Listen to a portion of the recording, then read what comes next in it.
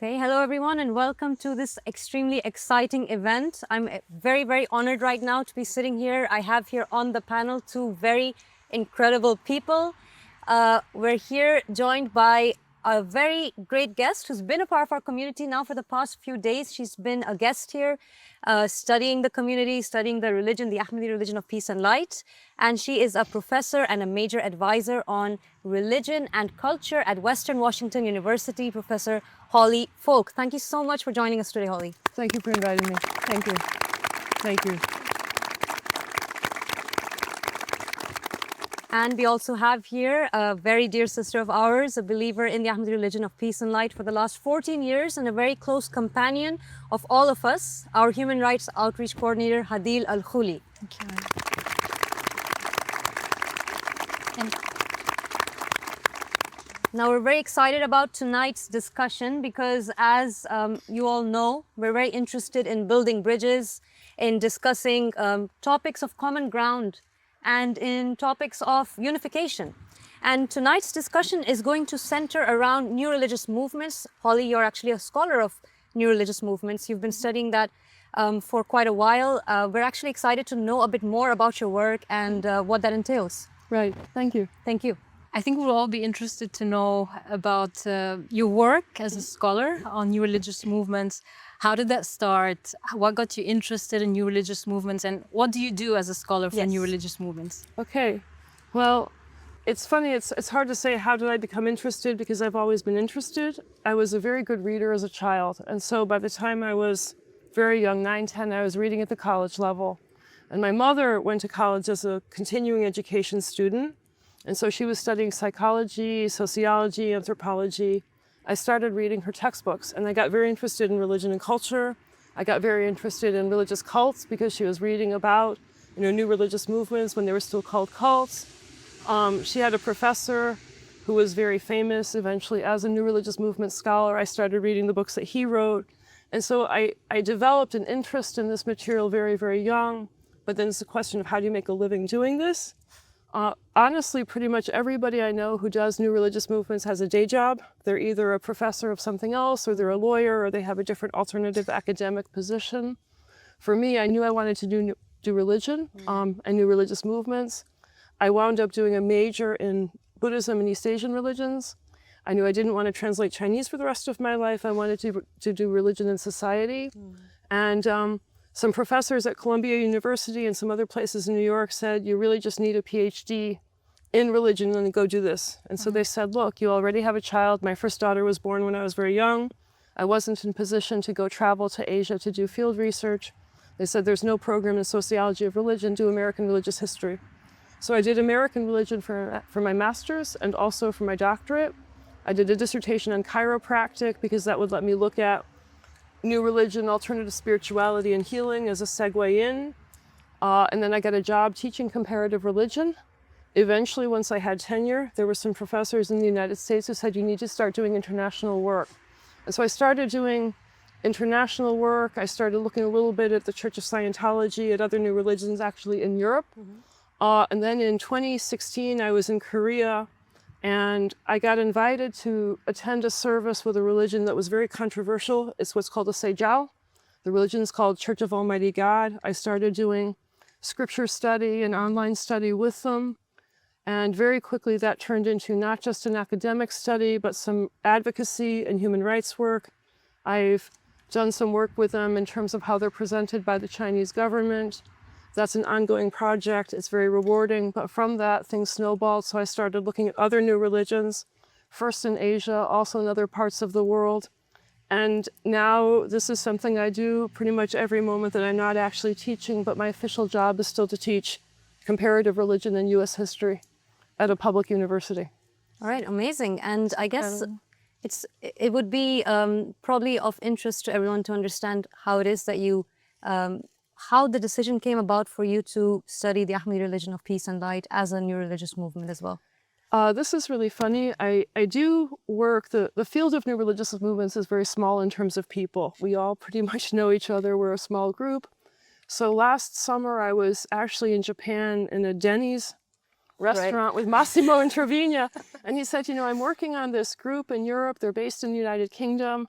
They're Islamic originally. They're very controversial because of their innovations, and they need some help. And then he said, one of the things that's interesting is that the leader is originally from Indiana, and I think he has a degree in religion. I said, I think I know who you're talking about. And then Massimo says, yes, come to think about it, he said that he thinks he knows you. And I was like, wow, now I definitely want to come and see. I would have come anyway, if my schedule had permitted, because I'm interested in new religions and I'm interested in creating some daylight for religions that are under pressure. But when I realized I had the possibility to meet the man who you and we now call Abu Sadiq, who I knew as Abdallah Hashem, a college student when he was undergraduate, I said, I really would like to know how this has unfolded and developed in the community, and I also wanted to see who he had become as a human. That's incredible. That is really touching and really inspiring. And you took this step and you're here now. And you've been working on this research project for a few months now with Hadil as well.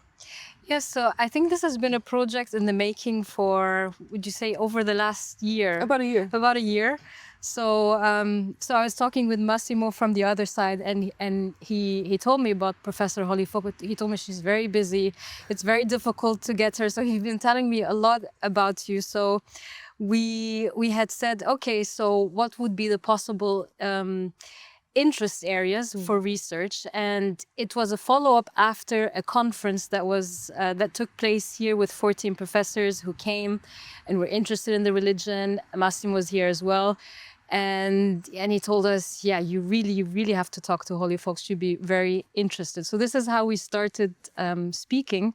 And then the idea developed to do a research topic on the ideas of conversion, what made people interested to join the religion, what made people all across the Middle East of different ages, of different backgrounds, interested to join the religion.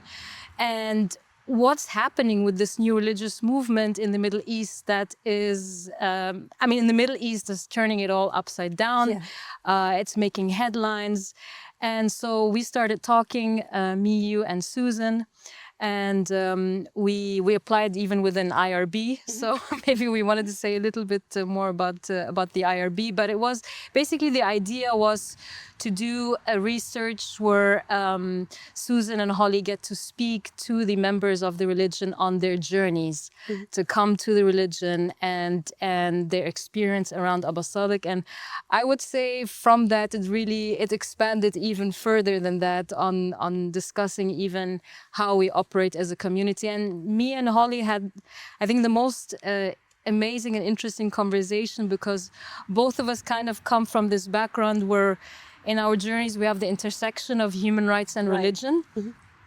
And so, we've talked a lot about how a religion, you can say a religion is successful not by how many members it accumulates, but what prototype of a community it builds. How much freedom does it allow? How much diversity does it allow? And for me, that was something that was incredibly important and was one of the main things that attracted me to the faith, that I didn't have this, we've talked about this divorce between your ideas of freedom and human rights and your spiritual path and your connection to God. And we were saying how in our path we've always had this brutal experience of having these two divorced.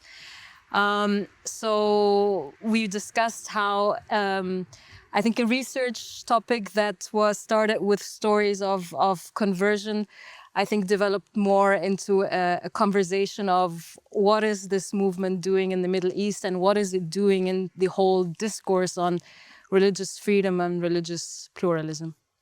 Yes. And you do have this in common, this human rights activism that's kind of part of understanding the idea of new religious movements in the world. And we're going to go more into that in detail as we go along. But before we get there, you had mentioned something earlier. You said that you would have come anyway because you are interested in general in new religious movements. Yes. It's just an added attraction that you also do know the leader of this religion from about 20 years ago.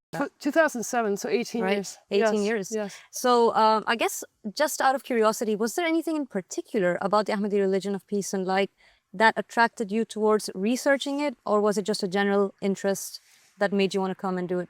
Brutally honest, I am Gordon Melton, who's one of our colleagues, describes himself as being greedy for knowledge. Okay, And I am also very greedy. And the opportunity to learn about a new religion is always something I want to obtain if it's possible, if time permits. Yeah. I was interested in studying a group that had Islamic origins. I thought that would be interesting. Right. I have to say that I have learned so much in so many capacities, both about AROPL, about the Shia movement more broadly, about the lives of different people from different countries in the Middle East. I have been so improved as a human by my chance to spend time with you guys that I always know when I go somewhere. Sorry. That's beautiful. Thank you. Everywhere I go, I learn, you know, but this one has been especially just illuminating in so many capacities. And so I always go sort of like blind faith, blind knowledge. Something's going to show up that's going to be interesting.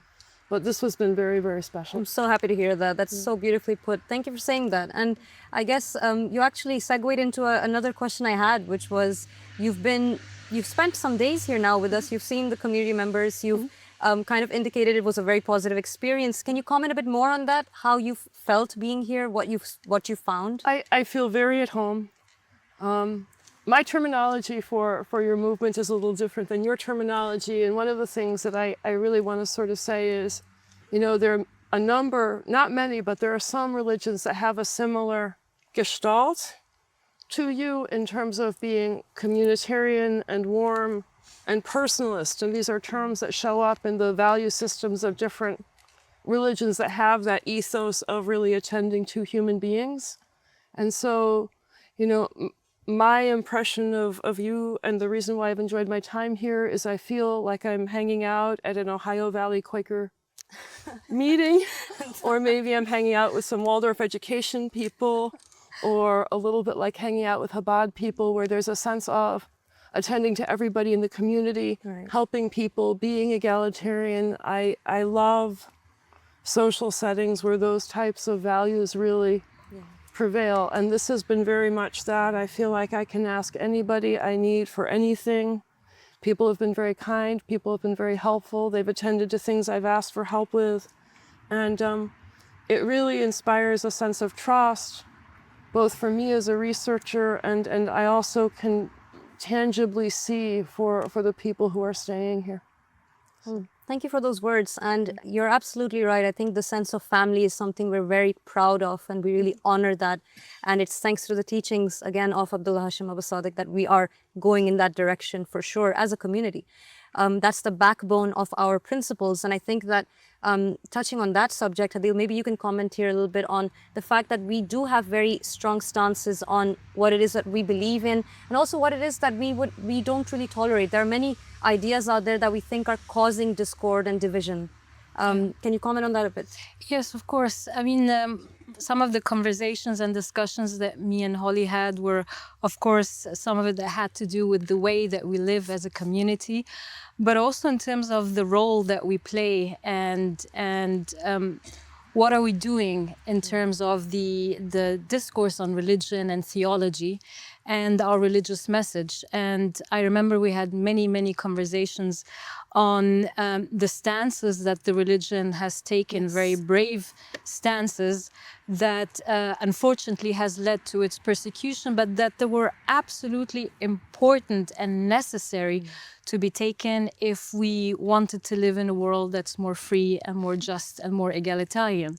And that meant that the leader of the faith and members of this faith in very difficult, dangerous contexts and countries and fundamentalist regimes went out very bravely and said, we stand for principles of inclusion, and we stand for principles of tolerance, and we stand for principles of peace and harmony and dialogue, and we stand for very strong human rights campaigning. Yes. And we stand and we refuse, and we had very strong stances on refusing for religion to be used as a tool of separating people of faith. And in many of these very difficult fundamentalist regimes, we said, no, we will not allow religion to be used for us to take stances of hatred against any other minority. In fact, on the contrary, we would stand and support the right of any other minority Absolutely. that is persecuted. And that started in many difficult circumstances on us saying we refuse any statements of anti-Semitism.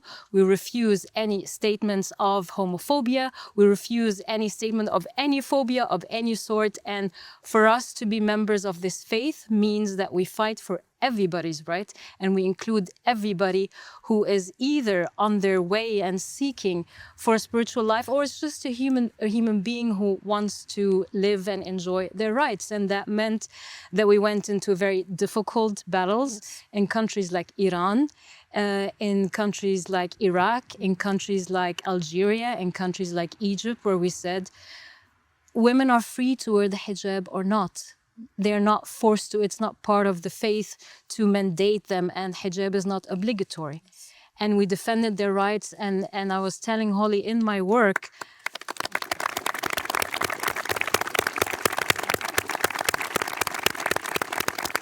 and I'm really, really thankful for Abba Sadek for transforming human beings from removing any sort of fear in them to empowering them to ask for their rights. And that transformation, I would say, is the biggest thing I have seen in the Arab world from the Arab Spring until now. Absolutely, without a shadow of a doubt.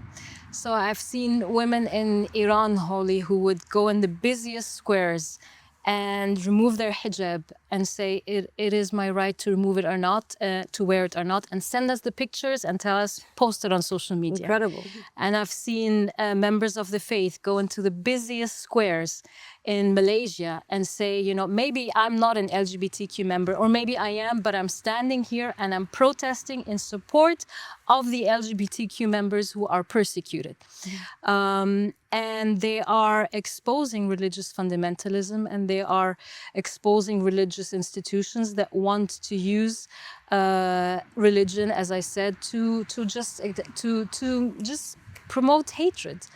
And I think, and this is one of the things I think would be interesting to speak about, that I think what was very important for me as well is to see how Abba Sadek completely broke the monopoly on religious discourse, and just took the knowledge that maybe had seemed strange and gave it and provided it for the people.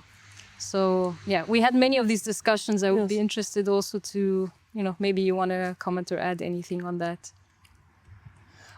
Well, we're sort of jumping the gun on our interview, but I would just say that something which I am starting to understand, that I want very, very much to know more about, is the effect of the message of Abba Sadek in the Middle East. We hear all the time, oh, media is biased, or you don't know. And I think that what we can say is that in every country in the world, there is a little bit of a slant of coverage, even in countries where there's freedom of the press. Maybe you don't have censorship, maybe you don't have state suppression, but just the way the markets go, there are certain messages that bubble up and there are certain messages that don't. And I think it's I think it's unfortunate that in the United States, the presentation of the Muslim majority world is really very monochromatic. You know, I don't like the words cults and brainwashing. I try to convince people all the time not to use these terms, but I would also say that the baseline assumptions in the West very much about the Middle East is this is a place where everybody's a fanatic, everybody is brainwashed. And I've encountered a great deal of conceptual diversity of thought among your members. And I also have a greater appreciation for the way that in the Muslim majority world, there are moderate people, there are people who are questioning, there are people who take their religion very, very seriously as a matter of faith, but they don't necessarily want it politicized. And so I'm speaking delicately right now because I realize that to talk about religious diversity in the Muslim world is a difficult thing. There is less religious diversity there than in a place like the United States. Right. But I'm also aware of the heterogeneity and the plurality of perspectives in Middle Eastern countries. And I really think it's very important for Westerners to know there are people who want to be moderate, there are people who are not happy with the way that religion is used as a force for the government. And I think I am very improved by being able to communicate to my students and my colleagues and my peers. We need to know more about the Middle East, not in the way that is presented on television, but in terms of getting to know real people. I think one of the things would be interesting maybe to bring in now. So we've been talking about the terms of a new religious movement and a religious minority, and I think also something that has to do with an intentional community. Yes. And I think this had to do with many of our conversations, and I was hoping we can maybe introduce our viewers more to what this actually means and how this is actually very critical in our conversation today. So do you want me to talk about those three things? Yeah, let's define these terms for the viewers, I think. Yeah. Well, new religious movement scholars argue a lot about what is a new religious movement. Is a new religious movement a certain style of religion? My own preference is to regard religions that have been created within the past 100 to 200 years. They're in formation. There are certain developmental processes that happen. There's a first generation. There's a growth. There are questions of what to do after the founders pass away, and people who have not grown up with a founder need to take on the tradition. And so if you use real sociology language, there are questions of routinization of the tradition. And so when I think about a new religious movement, I think about a movement, a tradition that has emerged. For me, my threshold is about 200 years, because I think it takes actually a while for a group to actually really sort of be established and develop. So I go as a matter of time. Some people go as a matter of size. Some people go as a style of religion. But for me, I say a new religious movement is a religion that is new. And then there are certain structural things that happen because it's new. You know, you need to have time for an entire community to determine what version of the doctrines are going to work for them. And you also have questions of persecution, because anytime a religion emerges, this is almost axiomatic. When a religion emerges, it emerges almost always as a critique of the society from which it comes. And that doesn't have to be a harsh critique. It doesn't have to be mean. It doesn't have to be militant, but simply showing up as an alternative, as an implicit threat. And so one of the things to consider with the idea of a new religious movement is they're very often facing persecution by the government. They're very often facing, negative reactions from the rest of the population. And so that feeds into the next term that you were talking about in terms of religious minority, where when we think about countries and societies where there's a dominant tradition, unfortunately, in many cases, the dominant tradition looks at other religions and says, you're a threat, you're disruptive, we need to do something about this. And so if you are a minority, it is very easy to find yourself facing persecution. And so in that sense, being a new religious movement very often invites state surveillance, government persecution, hostility from the rest of the people, and hopefully over time that also maybe can be eased as a process of routinization. And then thirdly, for intentional community, I have been studying, along with new religious movements, communal societies now for, I guess, 30 years. And there are very different models for living cooperatively.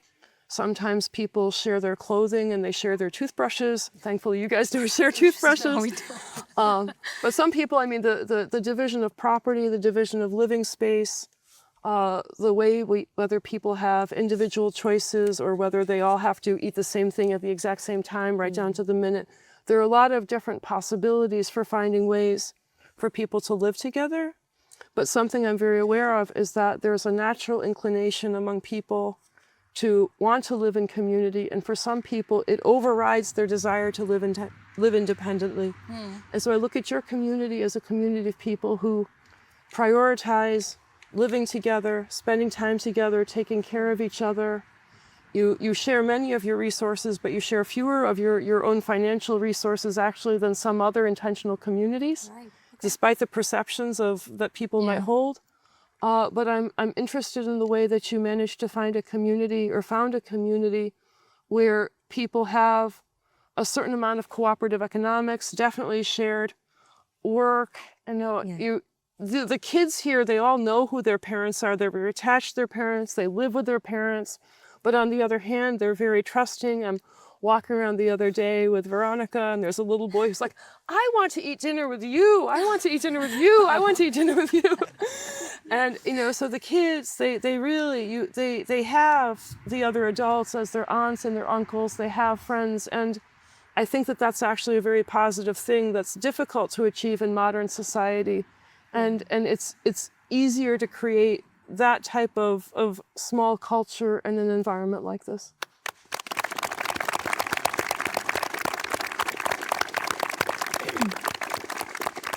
Holly, I wanted to ask you, you've mentioned briefly what it's been like being here in the community, what you've seen, what you've observed. And I'm wondering if you could comment briefly on, so you've seen what we're doing here, how we're doing it. So could you comment on a theological level on what you've seen so far? And I guess also on the idea of introducing new ideas to the field of religion in general. Sure. Well, I haven't talked to Abu Sadiq about whether or not he likes my terminology. But sure, it's fine. Go ahead. I would describe you as obviously as a new religious movement. That is, in my opinion, I want to defer to your own preference for terminology, but I would call you post-Islamic. Okay. I would say that you are metaphysical. I would say that you draw on Jewish and Christian and Islamic teachings. You incorporate teachings from Gnosticism. You're clearly based in monotheism. And then the other thing I'm very aware of is you have a reincarnation-based theology, which in itself is very sophisticated and very beautiful. And some of the conversations I've had with people have been very tolerant of this. As a scholar of new religions, I am extremely aware of the isomorphism, similarities between your theology and the theology of other new religions that are rising out of monotheism today. And so to say that there is a chain of succession with people who harbor a spirit that is endowed by God, that there is a transmigration of leadership and of soul from one important figure to another. People don't know this, but this is something that we find in certain Christian traditions. It's something we find in certain Jewish traditions. We find here, I find actually sometimes in non-Christian religions. And so as a scholar of new religious movements, I'm interested in what you're doing, but I'm also very interested in finding ways to create a larger conversation about what is actually happening in modern world religion. And I realize that to be a member of a tradition and to have somebody come in and say, oh, I understand you, or I think I understand you because you are similar to these guys over here, that's not the easiest thing for somebody who's a person of faith to hear. It requires a generosity of spirit. It requires a certain type of emotional strength to say, I'm going to hear countervailing information. And so the other night I was talking with some friends and I said, I hope you're okay with the fact that I have this pluralist understanding. I hope we can still be friends. And he said, we may not let you out of the house. We like you.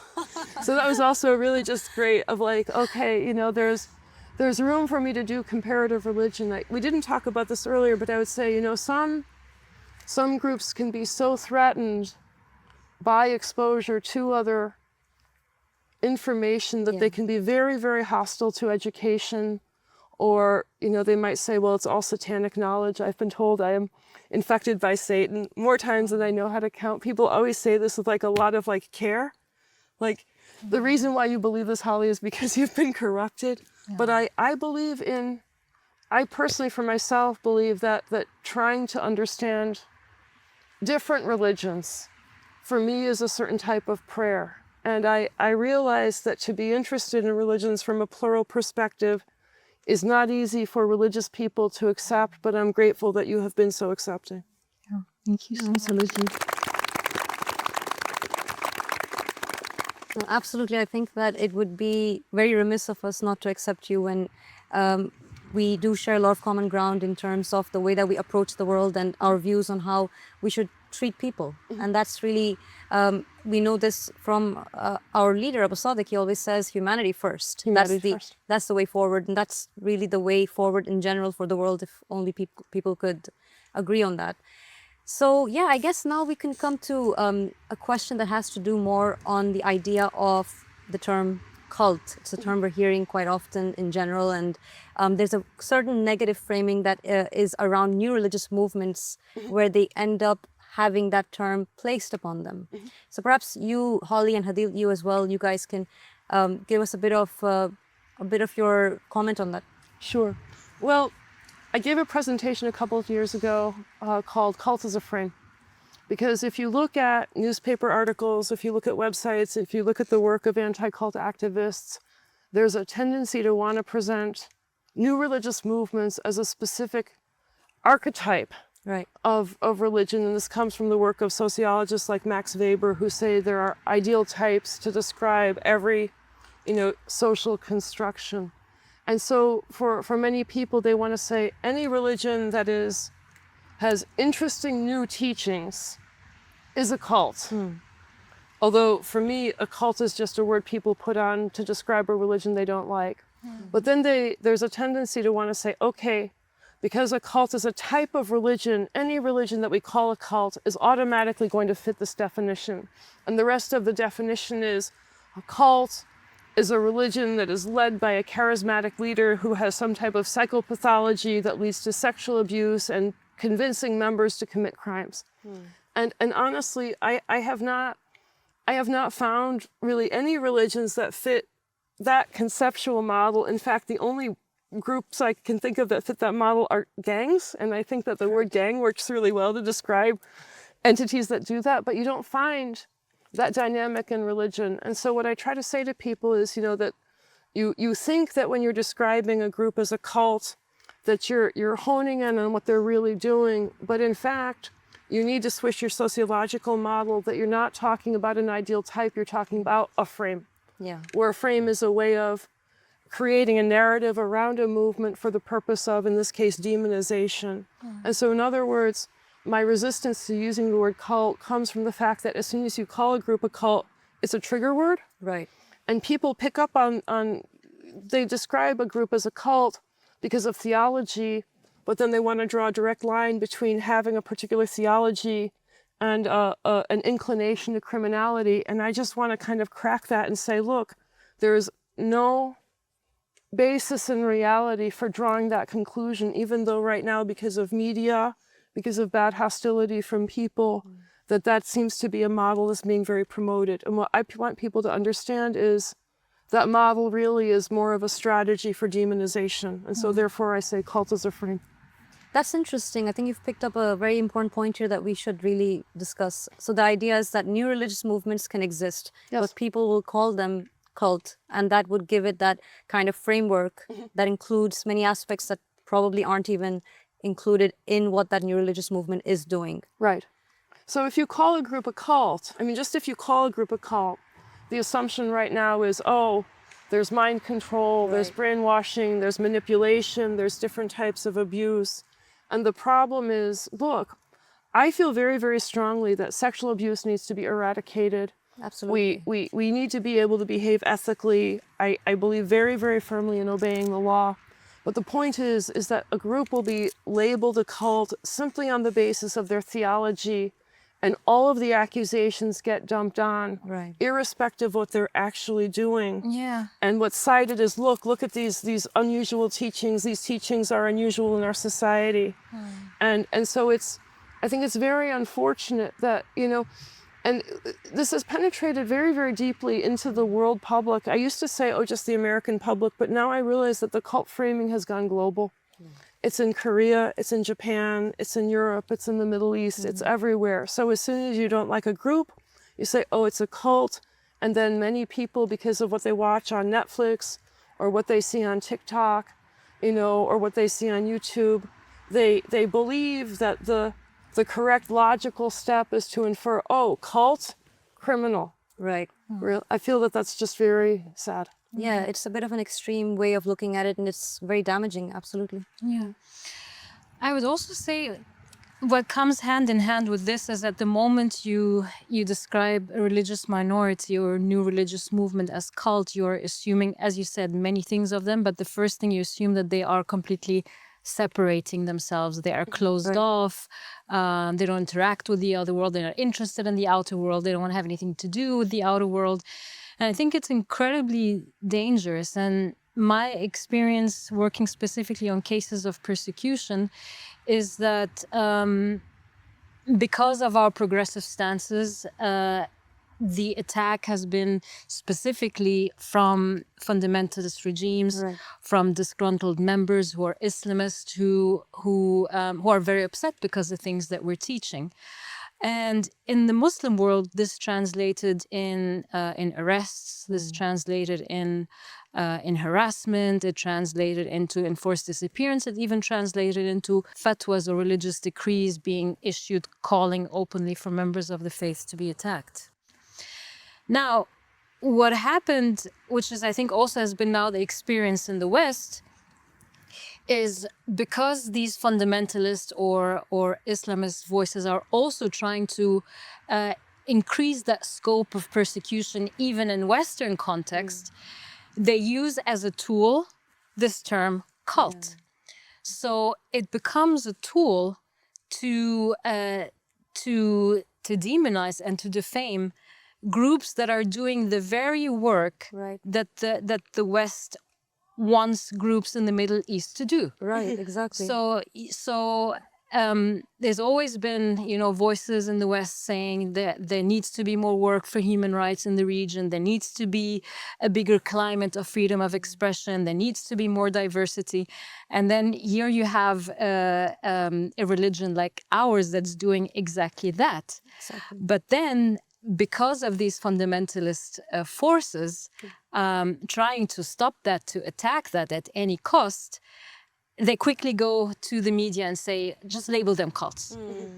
And then, before you even get a chance to have a conversation about the work that you're actually doing and how much you're changing the entire landscape, the entire, map of religious discourse in the region, you find yourself battling or having to explain yourself and saying, no, we're actually the exact opposite. And one of the things of the exact point of separation or being accused of being closed off is one of the things that we've talked about, me and Holly. And I think you were saying also that from your experience of being around us, you found the exact opposite, actually. Right. I don't think of you guys as separatists.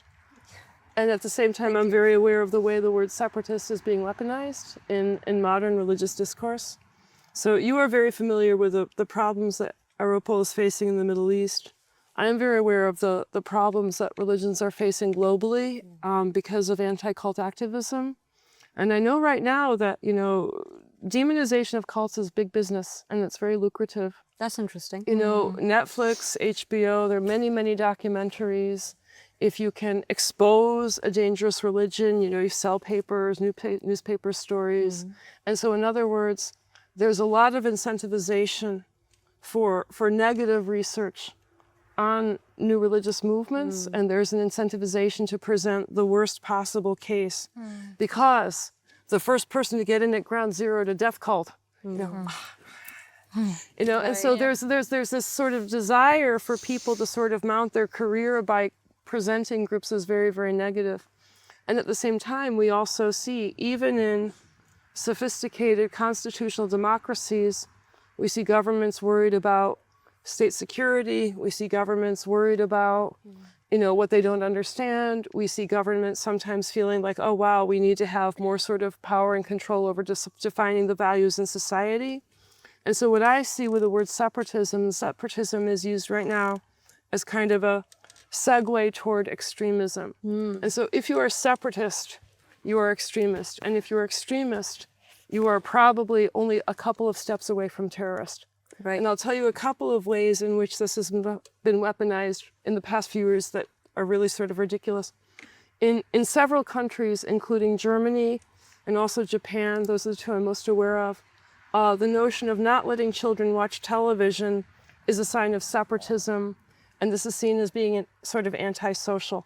And I personally do not believe it is child abuse or separatism to say that kids cannot watch TV. No, it doesn't sound like it. Now, you don't deny till you take children, you show movies, children have access to videos and things like this.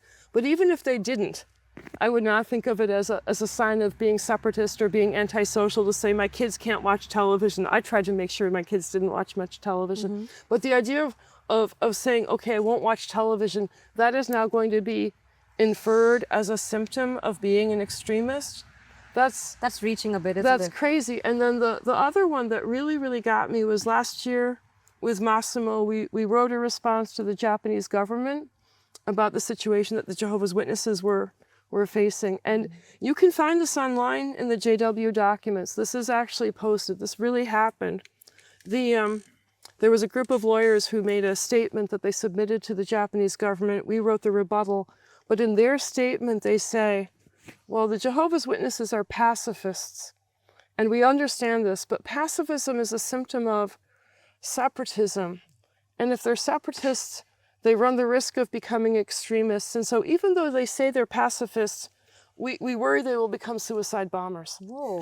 I'm not escalated. making this up. It's like truth is stranger than Where did that fiction. I'm come from? totally serious. But the idea that to be a pacifist could be a symptom of, incipient danger and terrorism is so crazy. But that's the type of logic that people will accept when they're talking about groups that they perceive as religious cults. Wow. Yeah. Yeah, Because logic doesn't matter. Yeah, it does not sound logical at all, and it kind of brings us to something that Hadil had said before as well, which is that we are finding that there are these claims of slander being made by fundamentalists who are kind of very annoyed by the progressive ideas that we have. We also find that there are these ex-members who are a bit disgruntled, and they'll have these comments that they want to make, which are slanderous to media institutions that do fall prey to this kind of commentary. Yeah. And that does pose quite an issue.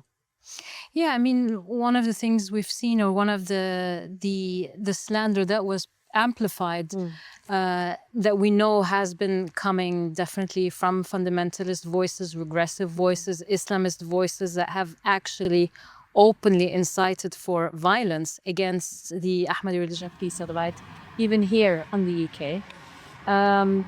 And some of these, actually, most of these allegations, they fall exactly into that idea of a cult. So one of the things that was amplified in the media from fundamentalist sources is the claims that there is a concern over the welfare of the children, or that again, people are separated, closed off, are controlled, don't have any freedom in their decisions.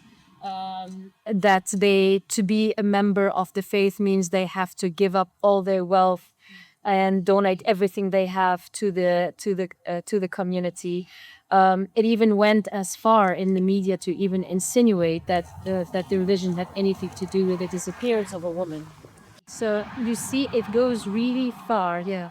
In putting out allegations that are completely baseless, that are clear slander, and again are just perpetuated from fundamentalists. So these were some of the allegations that we've seen recently in the media. And I also wanted to. These were some of the things that Holly, you and me discussed, and I was interested again maybe to share with the viewers because I know we've discussed these articles, and you had very clear thoughts on some of these allegations. So I was interested maybe that we can share that with the viewers. Well, the two things I would sort of introduce would be that there is actual research to argue that apostate accounts, ex-member accounts, as a genre should not be considered reliable. People's memories are massaged. Your memories of things, your understanding, your interpretations of events change over time. And if you leave angry, you have a propensity to think the worst in a way that will shape your interpretation of even what is true. And Well said. and that's talking about the people who are honest. Right. That even if you're honest, you have a tendency to present things in a light that sort of favors a negative interpretation, but then you also have people who maybe say things that are completely untrue. And I don't want to give you gory details or examples, but I've seen groups that have had people who've shown up who have said things, lied in ways where, a reasonable, rational person could stand back and say, there's no need to even try to believe this is possible because it's simply fundamentally impossible. Yeah. And so I recognize that both out of kind of like bitterness, but at least sort of clouded honesty, and also out of actual malevolence, one shouldn't trust ex-member accounts as a blanket genre. And then the other thing, you know, I don't know as much as I should know. I want to know more about the situation where you had, I think, 4 or 5 different libel trials in France. You were able to get retractions and vindications in these trials, but these cases where you actually were exonerated are still being continued to be used against you. Since there have been decisions in these cases, I think it's safe to sort of say, look, you know, from what I think is known about the members, ex-members who've made those allegations, they come from a very different interpretive background for Islam than you do. And my own impression is I believe that they have been incentivized not just to misremember, but to truly misrepresent. And I would say, look, you know, Islamists have an incentive to lie about you right now. And so if a claim comes forward from a Muslim majority government that's already issued a fatwa, if there's a claim that's come from somebody who has left this community because they disapprove of your stance tolerating LGBT, they are already people who have taken a position absolutely antagonistic from your religion, and yet from a perspective within Islam, all bets are off. It's okay to lie about you in order to destroy your reputation. Yeah. And I'll say one other thing. You know, we think, oh, lying is something that only human beings do. It's something that, you know, we should struggle to try to surmount. Governments can and do lie.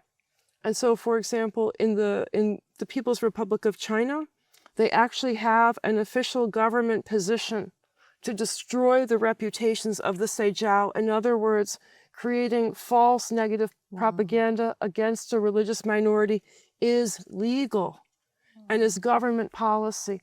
And now that I know that exists in China, that a government will say, okay, we can fabricate information because it is useful. There's no reason to think that other countries wouldn't copy that strategy. Yeah.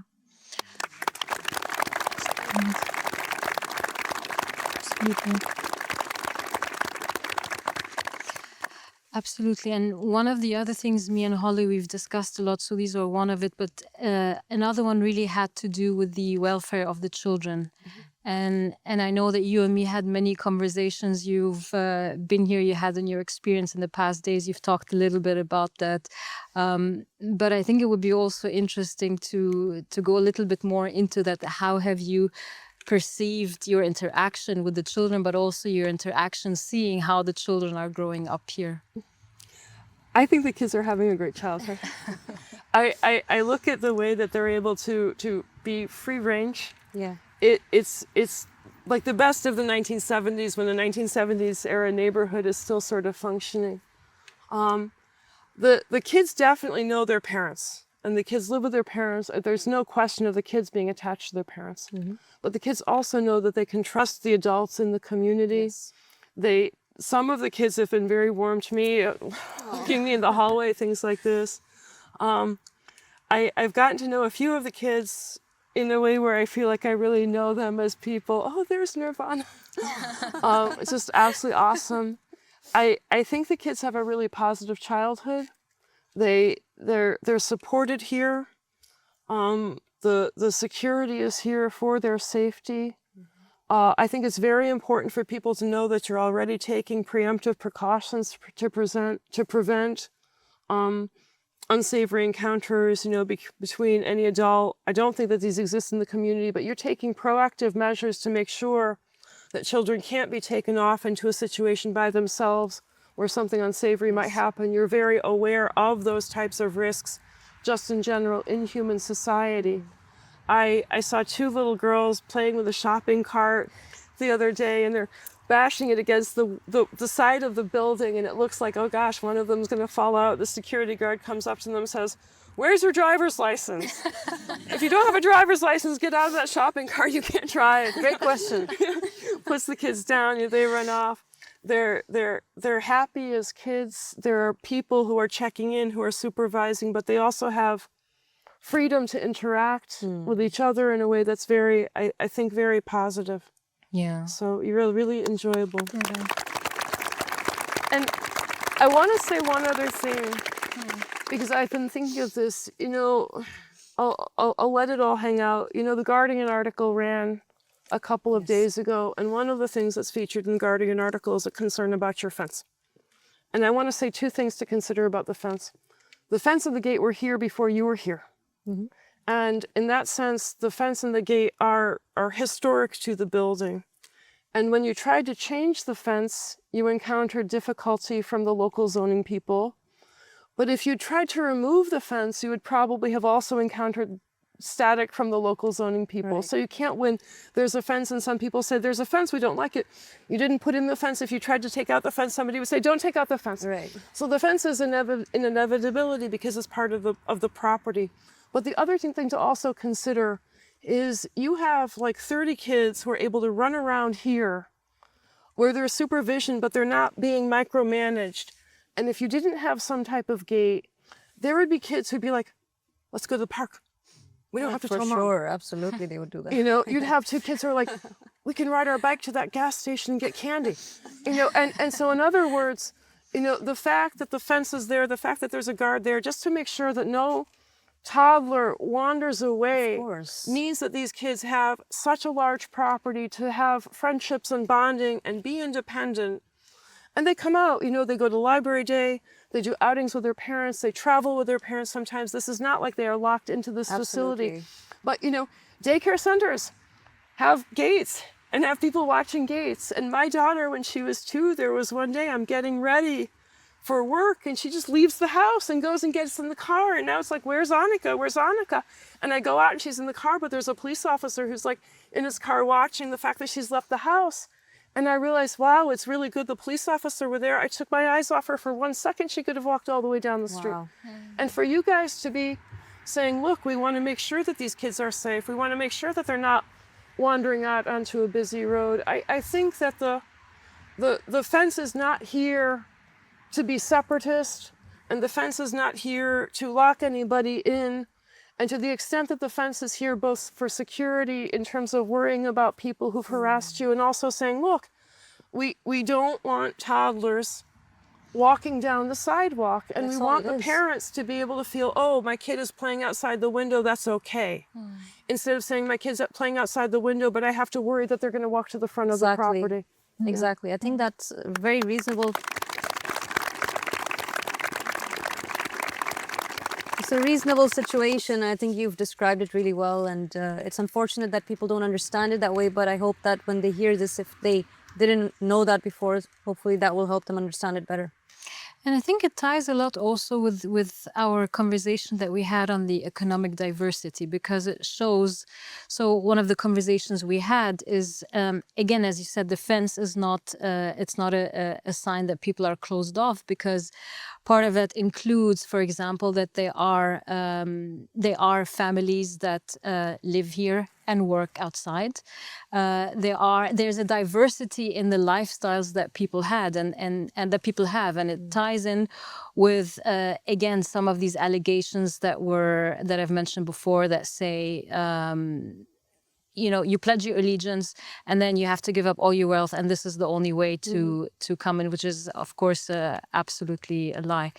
And I think this is one of the things that you and me, Holly, discussed, that that's not the constellation, that's not what you found here. Right. And there are communities that are very functional communities, both things like the Catholic Church. If a woman joins a convent, she brings her savings as the equivalent of a dowry historically. There are communities where, you know, if somebody joins the religion and they decide to adopt a communal lifestyle, the expectation is, yes, sign over your house, sign over your bank account, sign over all your property, you'll receive a stipend of a small amount of money. And for people who want to make that choice, I believe they have that right. But then sometimes people have a negative impression of, oh, wow, that's a huge commitment. For you guys, there are people who have donated a great deal of their resources. There are also people who have joined who really didn't have a lot of money when they came in. And as you said, I mean, this was one of the surprises for me because since I study communes and utopias, communal societies, I was sort of working on the assumption that, yes, when people joined, they made massive, massive contributions. And in fact, some people have done that, but other people have really been able to retain, for the most part, an independent economic life. And for them, you know, maybe they have a job in Crew, they have their own house or their own apartment in Crew, they're covering their own expenses. And then if they have surplus of money at the end of the month, they're donating to you, which is, to be perfectly honest, the way that many, many religious people, Christian people, Jewish people, Muslim people, Buddhist people live. You know, you take care of your own resources, and if you have a surplus, you donate to the community, you donate to the religion. But it was very, very helpful for me to realize that there was actually a plurality of economic models depending on how much people wanted to be involved in the community, but that you could actually become a believer and nobody was going to say, give me your life savings. You know, and yet the longer that I've been talking to you, I understand that it's not a policy, it's a gestalt of both sharing but not coercing. I think, you know, that the value of, you know, coercion is wrong, but humanity is first. Those two things together, I think, account for your economic model. And yet I'll say one other thing, which I think is very true, which is that it seems to me that the mutual aid system that you have developed here seems to be working. You know, people are not deprived, people have decent clothing, they have access to cars when they need cars. If somebody wants to go downtown for a night just to go out to a movie and maybe get a drink, they can say, look, make sure that I have, you know, 20 pounds in my, you know, debit account. So if I want to go to the movies and get a drink, I have money to do it because I'm going downtown. And so in other words, I've had a lot of discussions with people about getting what they need. And I feel very confident that people are able to have their needs met here. Absolutely. In some communities, you know, when resources become very tight, it becomes hard to make sure that everybody gets new shoes when they need new shoes. Or maybe, you know, now, okay, the food budget is really, really grim and we're going to eat potatoes and frozen orange juice all winter. I know a group that had to do that. But you guys are living well. Yeah. And because you're living well, I think that that's a sign that you found a way to share in a way that's working. Yeah, absolutely.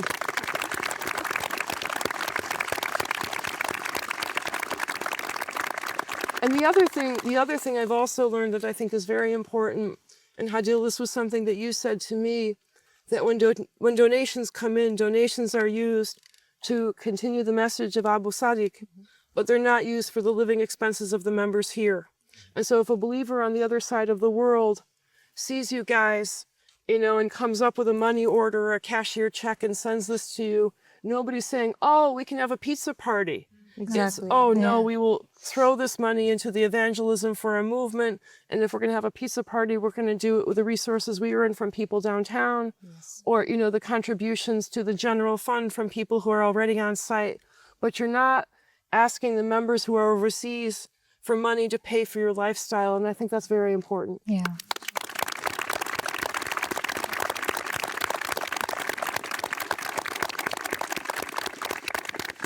I think one of the conversations we had early on, I think it was in the very first day when you and me were talking, and you were trying to understand a little bit about what rules do we have in the community, and you would ask me, do you have a rule on this? I'd be like, no, it's people are left to make their own assessment. And she'd say, but do you have a rule on this? I said, not really. People choose, really. People are trusted to make their own decisions. And the conversation continued like this, where Holly in the end sat back and she said, you guys are the most non-coercive community that I have ever seen. So I thought that was... Because look, you know, it's not easy to do an intentional community. I mean, I've been studying this for a long time. I've seen groups that are successful, groups that are not successful, groups that are very regimented, and groups that are loosey-goosey. And so here's the thing.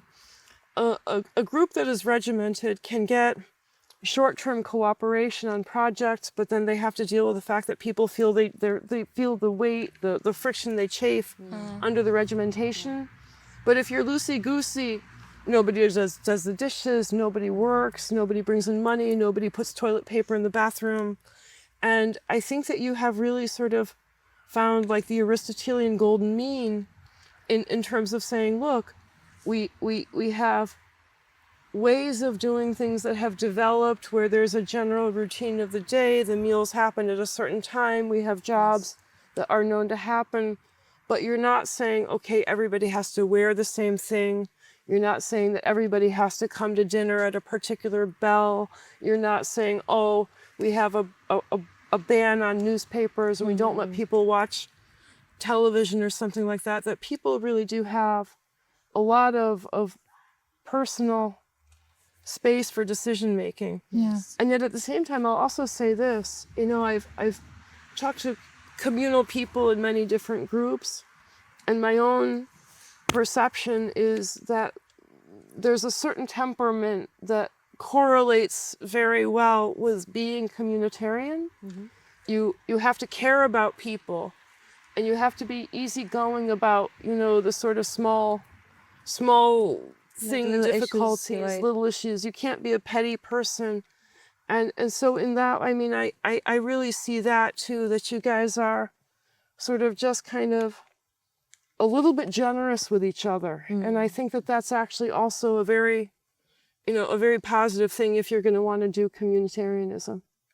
Yeah, that's really well said. And I think that it is a reflection because everything you've described right now in terms of how we live and our ideals and our principles, and Hadil can testify to this, is how we've always lived. Yeah. From the beginning of how this community started.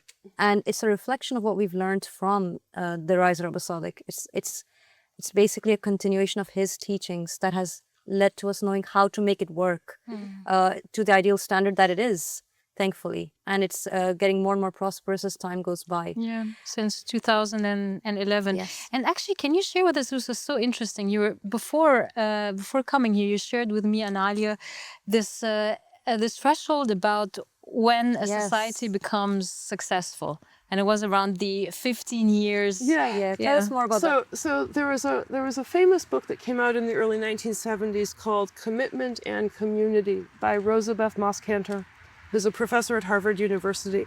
And she did this book as her dissertation at Harvard Business School to look at communal societies and how they successfully negotiated, you know, day-to-day living operations, getting people on board with projects, creating consensus. And so she says, you know, she looks at, I think, you know, 60 or 80 different communities, and she's trying to come up with a measure of success. What's the metric for a successful community? And so she says, look, most people who start an intentional community, the communes are very, very short-lived. 1 year, 2 years, things fall apart very, very quickly. And so for her, the success measure is whether or not a community has lasted 15 years. And so in her study, successful communes, 15 years or longer. And unsuccessful, you know, well, if they make it to 13, they're still unsuccessful. But you guys are at year 14. Yes, we are. In terms of being communal. And so you are very close to hitting Cantor's metric of, well, you know, if she were to evaluate you, she'd have to say, okay, you're a successful community. How are you doing your decision making? What is making you successful? And then I would say what's funny is, compared to what Cantor creates is like, you know, the success recipe, you are breaking every rule. You don't ask people to sign away property. You don't tell people they can't read newspapers. Not at all. You don't segregate women and men. And so in those, you don't require celibacy. And so in all those respects, you know, you accord people a great deal of the opportunities to live a normal life. And then I go back to the fact that there are people who feel happier when they're living with people. There are people who feel happier when they're not living an isolated, nuclear, you know, independent nuclear life where the focus is my own bank account, my own retirement, you know, but rather they want to be with people. And I realize this is not the dominant model for human society, but it's also not abnormal. There are many people who choose to live the way that you do. And it's not a pathology, it's not a mental problem, it's not a dangerous worldview. It is honestly a difference in temperament. Yeah. And I think that that's actually sort of key. It's temperament, because I keep on asking people, what do you do for downtime? And I keep on saying to people, you know, I listen to all this old time radio. It's like headphones in my ears all the time. But the most common answer, I mean, I've heard from people, I like watching crime shows, I like watching Netflix, I like watching Faulty Towers. So I know that you guys are doing sort of air quotes normal entertainment. But the most common answer I receive from people of what they want to do with their free time is like, we like to hang out. Yeah. We like to hang out with each other. There's always something fun going on. And that's a natural human tendency. And, you know, some people find, you know, I myself am somebody, I sometimes feel like I need like 5 hours of silence a day because I'm a writer. But there are other people who, they just are much, much more fed by being, you know, around other human beings and spending time with other human beings. And communities attract those types of people. And so the people who wind up in groups like this, it's not burdensome to be living in a community. It is fulfilling. And my sense of things is that the people who have come here, they've come here out of love for Abu Sadiq. They've come here for the message, but they stay because they like the community and it feeds them. Because if that were not true, they would still be living in town and just watching the arrivals on YouTube. Yeah.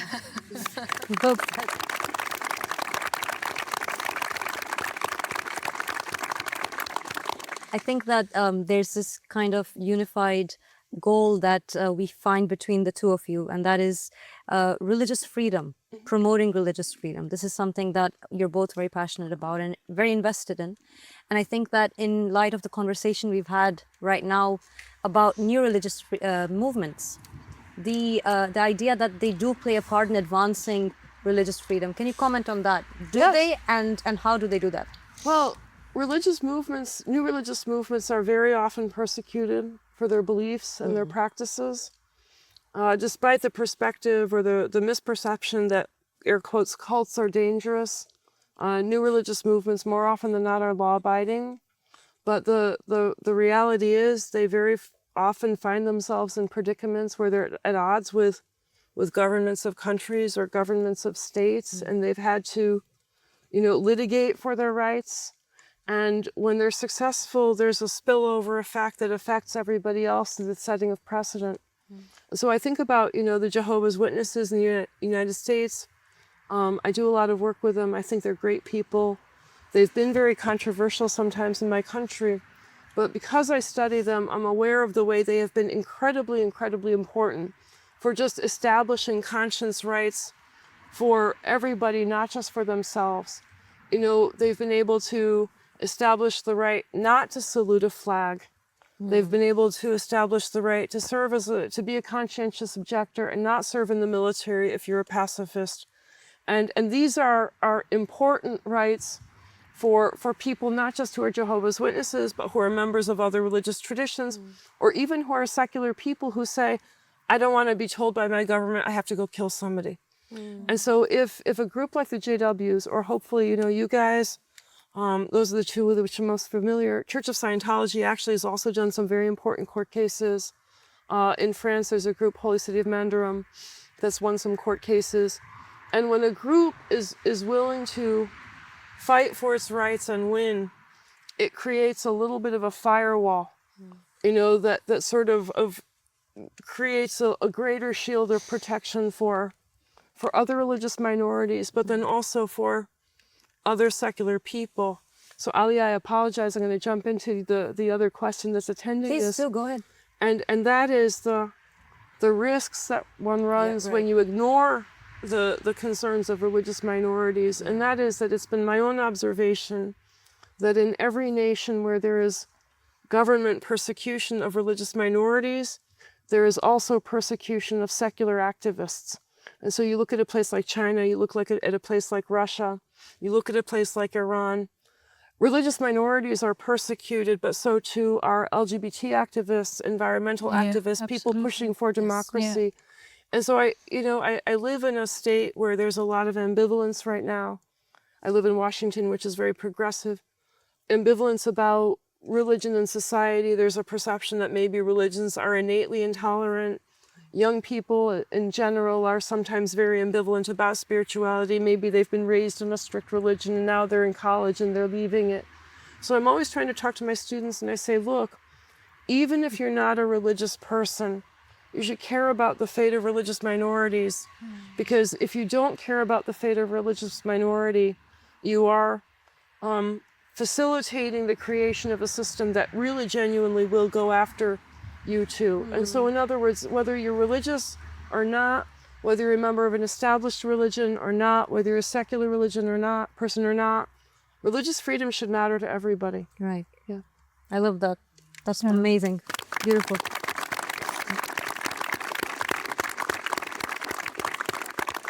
Fabi, would you like to add anything to that? Yeah, one of the narrations that always stood out for me was that was speaking about the divine just state and how it would look like, established by the riser of the family of Muhammad. And it clearly states that in the divine just state, the riser will rule the people of every religion by their book. Yes. Meaning that this is not a state where everybody is believing or is expected to believe in the same religion, but where there is a protection of religious freedom and people are allowed to continue with their beliefs. And not only that, and will be judged and will have be able to live according to their jurisdiction and their jurisprudence. And I think for me that says everything, because I think that is exactly the role and the community and the prototype that we are trying to create. That a society that is godly, that is spiritual, that is divine, is a society that does exactly that. That completely ends any climate of repression, and that creates a climate of freedom, regardless of your faith.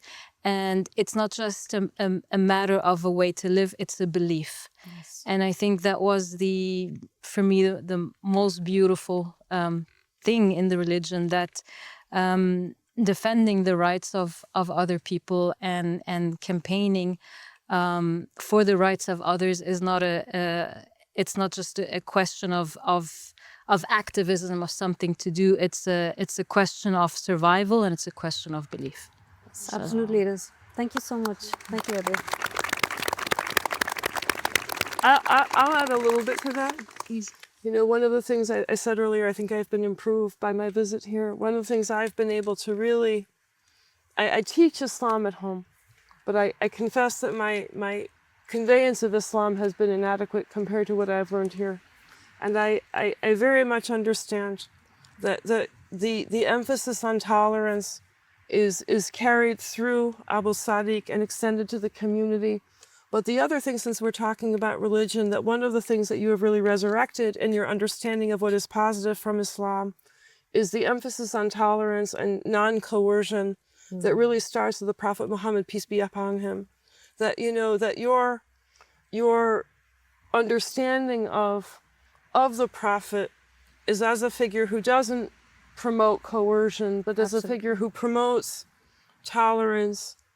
In the West, there's a rhetoric of Islam as the religion of peace, and then unfortunately people who dislike Islam for bad reasons, they even make fun of this phrase. But I think in terms of the idea of Islam having an ethos of peace, I understand that you're post-Islamic, that you don't even necessarily use the terminology of saying we are Muslim, but I also think that in some ways AROPL is exemplary of the best aspects of Islam.